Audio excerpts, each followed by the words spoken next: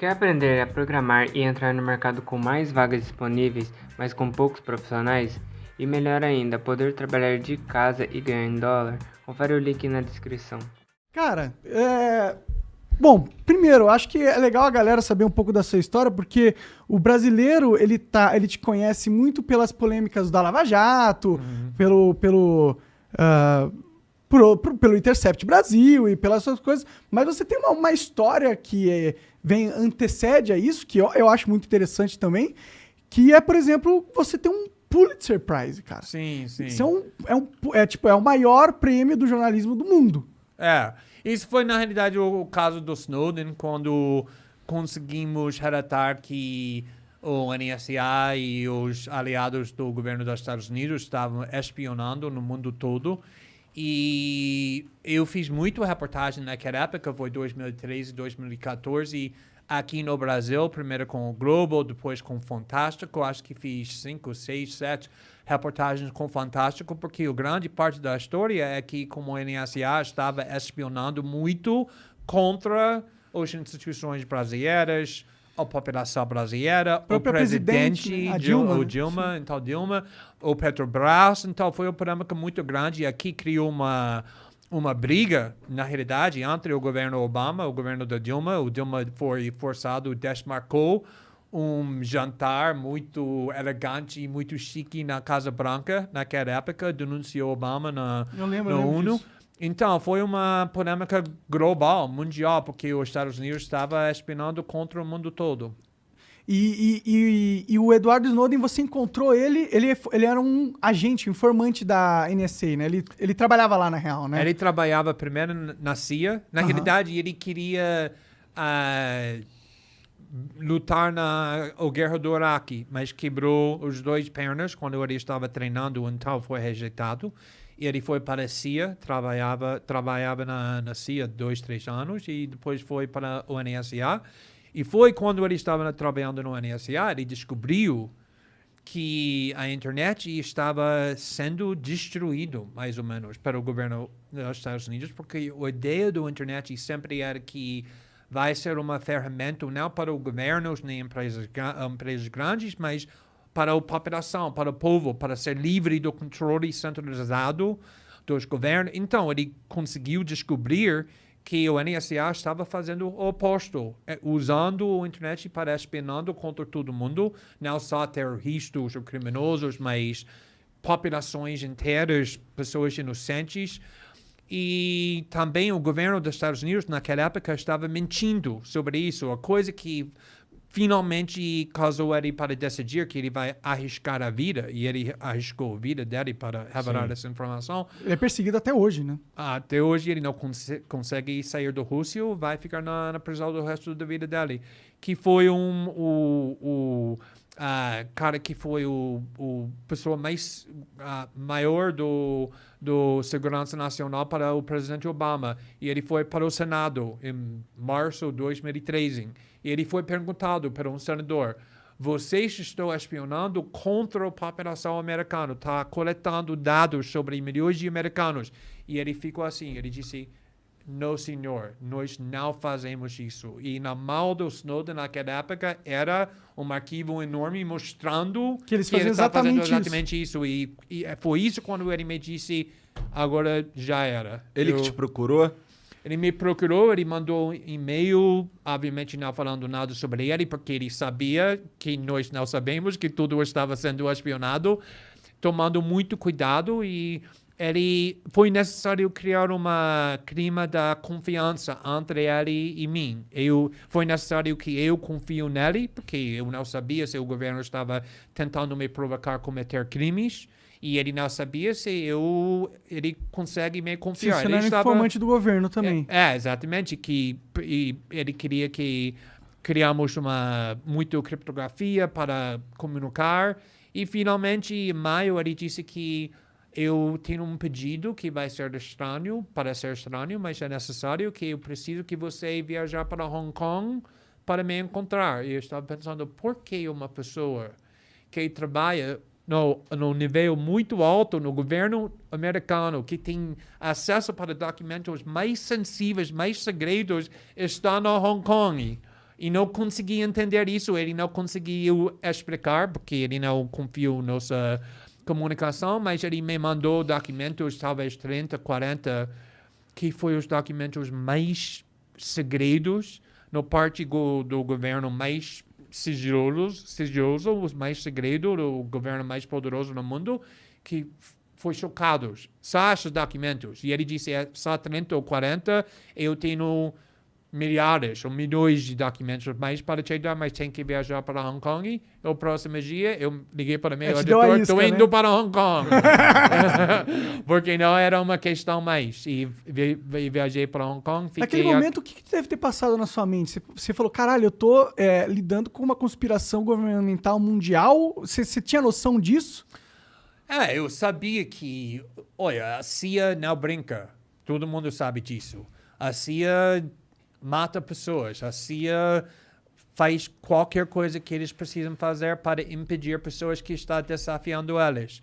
Então, eu sabia, você não pode vazar os documentos mais segredos do governo mais poderoso no mundo sem risco. Mas eu entrei em jornalismo não para relatar sobre o chuva ou esportes, mas para desafiar os facções mais poderosos. E quando ele... Na realidade, quem me inspirou é o fato que ele tinha 29 anos, com uma carreira com muito sucesso, ganhando dinheiro, tinha uma namorada muito linda que ama ele, que ele ama, mas ele queria arriscar tudo porque ele sentia uma obrigação. E quando eu estava vendo isso, para mim não tinha mais uma escola. Porque se ele está fazendo isso, como eu consegui recusar? Conectou com algo dentro de você que você tem também. Sim, exatamente. Essa a coragem que ele mostrou era E uma indignação contagiosa. também, né? Oi? E uma indignação, ele ficou indignado, né? Ele não conseguiu aceitar aquele fato calado. Não, exatamente. Imagina ficando o resto da sua vida sabendo que você tem a oportunidade para mostrar a verdade, que o mundo tem o direito de saber, mas você não faz porque você não tinha coragem. Seria horrível. Na realidade, indo para a prisão seria melhor do que ficando o resto da sua vida sabendo que você tinha essa covardia. Sim, você perpetuou uma espionagem em massa da própria população, da própria família. Exato. E a coisa interessante é que, como você disse, que até agora ele está sendo perseguido, ele está na Rússia 8 anos, agora ele casou com a namorada. Ah, que legal, ela foi pra lá. Ele tem um novo filho que tem 8 meses, 9 meses. Ele tá numa prisão, entre aspas. Ele é preso na Rússia. Não é um país tão ruim, é bem em ruim, comparação que estava esperando que ele vai ficar na prisão de verdade. Você não quer ficar na prisão nos Estados Unidos. Eles não brincam com prisão quando você é acusado de arriscar segurança nacional. A vida dele é muito bom, mas apesar do fato que ele perdeu muito liberdade, até agora eu sempre falo que a pessoa que eu conheço que é mais tranquilo, mais feliz, mais satisfeito na vida é Edward Snowden, porque toda noite ele consegue botar a cabeça na travesseira sabendo que ele fez a coisa certa. E não tem dinheiro, não tem fama, não tem nada que pode comparar com esse valor. Sim. Mas e aí, continua a história. Você foi para Hong Kong? Sim, eu fui para Hong Kong e fiquei lá 2 semanas. E começamos a relatar um documento depois do outro. No primeiro artigo, explodiu o mundo. Foi maior escândalo no mundo naquela época, imediatamente. Mas ele fazia questão de você dizer que tinha sido ele? Sim, porque geralmente, quando tem uma fonte assim, por exemplo, minha fonte na Vaza Jato, ele não queria se identificar, ele queria esconder, porque ele não queria ir para a prisão. O Snowden foi tão raro, porque desde o começo ele disse, eu não quero esconder. Eu quero me identificar. Por quê? Porque eu sei que não estou fazendo nada errado. Então, eu não vou esconder. Eu vou ir para o governo e falar, você não precisa me procurar. Estou aqui. Meu nome é Edward Snowden. Fui eu que vazei esses documentos. Eu fiz isso por causa dessa raciocínio. Então, eu disse, deixa a gente ter uma semana, quando estamos relatando, antes de você se identifica, para não distrair as revelações. E depois de uma semana, eu gravei uma entrevista com ele e apresentamos ele para o mundo. E depois disso, a mídia mundial chegou no Hong Kong e me procurando ele. Tinha 200 repórteres lá fora do meu quarto com câmeras procurando ele. Onde está Edward Snowden? Como eu vou falar para eles onde ele estava. E foi uma escândalo muito grande. Sim, eu lembro, eu acompanhei na época. Sim. Foi um escândalo mundial que repercutiu em todas as mídias internacionais e na internet e não sei o quê. Porque eu acho que é um assunto que tem muito a ver com a nossa era, que é uma era da informação, da tecnologia, que hoje é possível ter esse controle e a gente tem que então discutir o que vem um controle e vem também a responsabilidade que ele acarreta. E a gente tem hoje os governos que dominam esse controle da internet, né? E é uma ferramenta muito importante para eles que pode ser usado para o autoritarismo, que é algo que a gente tem que impedir, de a qualquer custo. Exatamente. Porque primeiro foi interessante, porque antes de chegar no Hong Kong, eu não sabia nada sobre ele. Eu sabia que ele tinha documentos, mas eu não sabia o nome dele, eu não sabia onde ele trabalha, eu não sabia a idade dele. Então, quando eu estava conversando com ele durante naqueles meses, eu estava imaginando que essa cara tinha 65 anos, porque ele era muito sofisticado.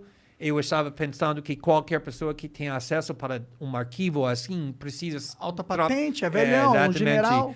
E também eu estava imaginando que ele disse que estou pronto para ir para a prisão do resto da minha vida. E eu estava pensando, é muito mais fácil fazer isso quando você tem 70 anos e tem só mais 15, 20 anos, do que quando você tem 29 anos e tem mais 60 anos. Então, quando eu cheguei no Hong Kong e eu encontrei ele fez um plano muito estranho para encontrar ele. E eu vi, ele era uma moleque, ele era uma paz, como ele ele está trabalhando na loja de videogames, no shopping do LeBron, ele parece assim. Então, eu fiquei 2 dias tentando entender o motivo dele. Por que você está pronto para arriscar o resto da sua vida para essa causa, a causa abstrata, ok, é uma causa justa, mas ainda é uma causa, não é nada para você, ele não está em perigo, a família dele não está em perigo, foi um princípio. E, finalmente, ele explicou que ele cresceu com pobreza, ele não completou o ensino médio. Então, a internet foi tão importante para ele porque a internet foi naquela coisa que permitiu ele para explorar o mundo. Mas isso funciona só com liberdade. A gente pode experimentar, pode ter dissidência, pode ter criatividade, mas só se a gente tem privacidade. Porque quando você sabe que o governo, a sociedade está olhando para você, seu comportamento muda. Com certeza. Está muito mais limitado agora que pode fazer. E ele disse que ele não quer perder o valor da internet e ele está pronto para ir para a prisão para essa ferramenta, essa invenção. Mas aí depois que, beleza, estourou isso aí tudo, foi parar em tudo quanto é lugar, tudo quanto é repórter ficou sabendo e tal, o desdobramento disso foi positivo, no sentido, eles prometeram parar de espionar e tal? Não, o NSA, por exemplo, não caiu. Depois relatamos, está ainda em pé, funcionando muito bem. O que ele delatou ainda acontece. Mas mudou muito. Por quê? Porque, primeiramente, estamos conversando, discutindo o fato que nós sabemos agora que não sabíamos antes, que a internet está sendo invadido o tempo todo, espionando o tempo todo. O que isso significa? Que nós podemos, e muitas pessoas estão fazendo, usando criptografia, estamos protegendo, usando o WhatsApp, usando o Signal, usando o Telegram, usando outras coisas. E isso está deixando isso muito mais difícil para o governo dos Estados Unidos, outros governos, para espionar. Ainda eles podem, mas pelo menos agora temos ferramentas de privacidade para criar uma parede entre o que estamos fazendo e os governos. Também mudou muito o relacionamento entre países, como pessoas estavam pensando sobre Barack Obama, o governo do Obama, o papel dos Estados Unidos no mundo, o papel do jornalismo. Mudou muito esse pensamento.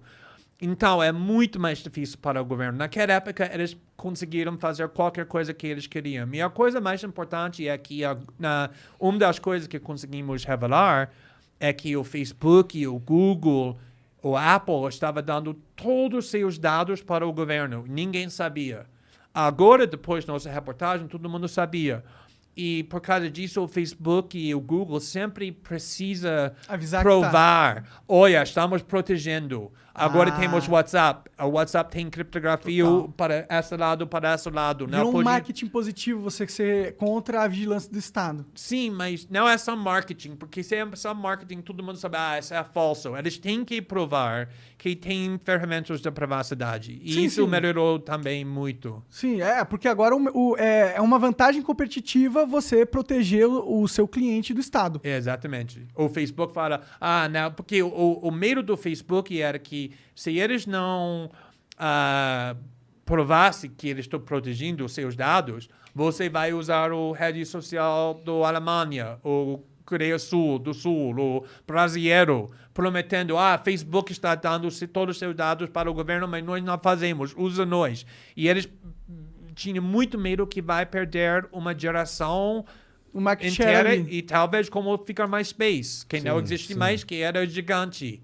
Então, isso mudou muito o comportamento das empresas